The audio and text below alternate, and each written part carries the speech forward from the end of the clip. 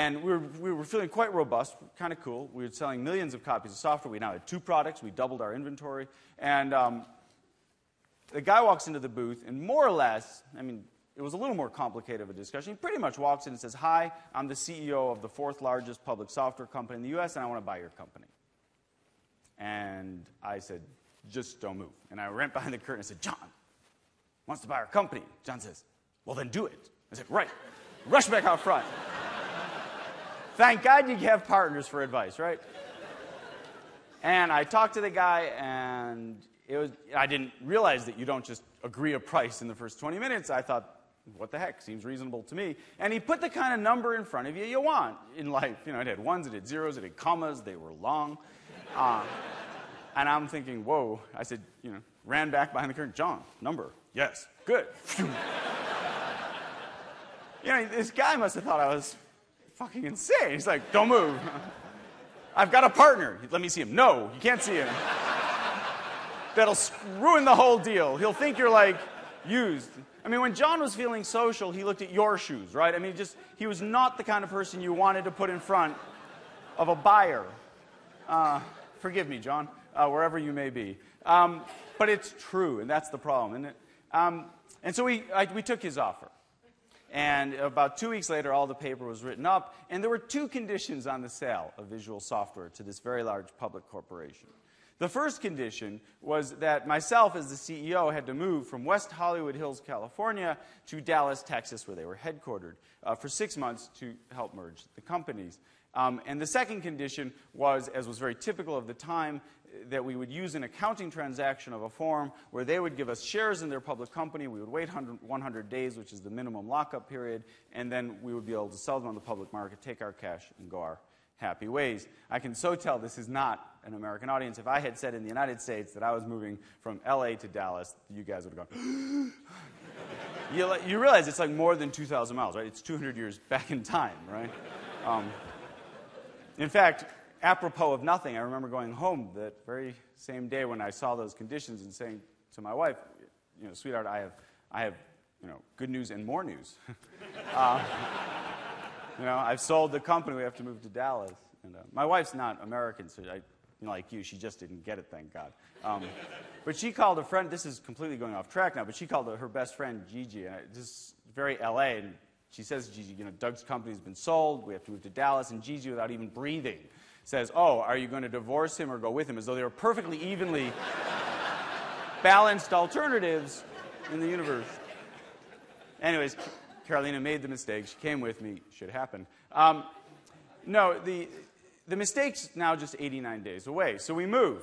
And on day 89, at 9 a.m. East Coast time, when the U.S. stock markets opened, the share price in this parent corporation fell by 99%, and I was wiped out. So the wealth of 2 companies in 10 years evaporated. Now, unbeknownst to me, up until that moment, the company that had acquired me was in very bad shape, and they'd been lying to people, including me. And in fact, the reason they'd purchased us was because we were part of the disguise of messing up the accounts. It's much more complex than that, but suffice to say this is the short version. And they were using us as part of the foil for Wall Street, but they got caught. They got discovered.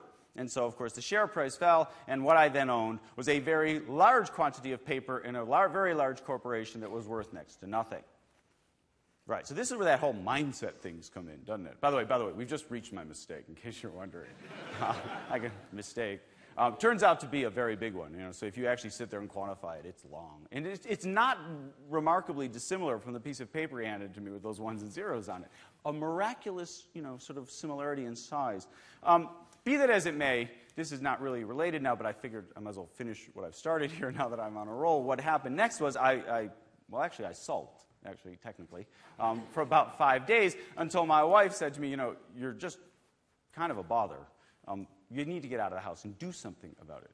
And I thought to myself, yeah, right, like, what am I going to do about that? She goes, "Well, I don't know, but I suggest you figure something out, because you don't just have a lot of paper. You also have a very large house in Dallas, which I may have rather impulsively purchased, that had a huge mortgage attached to it, which apparently comes with the big houses, and 3 young children to feed." And, this had escaped me during my sulk. And so she kind of kicked me out of the house and said, "Come back when you've got a thought or two."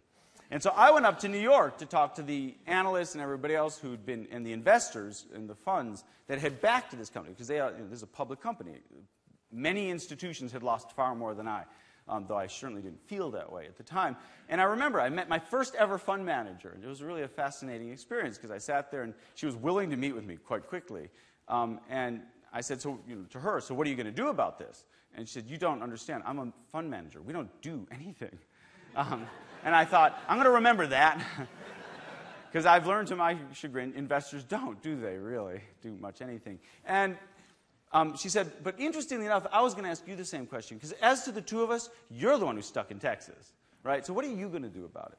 Now, I was at an age where I was of the ready, fire, aim mentality of prior planning. And so I thought to myself, what am I going to do about it? I mean, how hard can it be to run this company? I mean, they've done a crap job of it, right? And it was perfectly obvious to me in the 80 days I'd been there. I remind you of my prior employment experience. I could always see ways that my bosses could do a better job. I had calculated all the different ways in which they were making huge numbers of mistakes. Now, you may say, what prior experience did I have to do something about it? You know, I'd run a company of 40 people. They had 7,000. I'd had 2 products. They had 600. I had 1 office. They had subsidiaries in 17 countries. I figured close enough.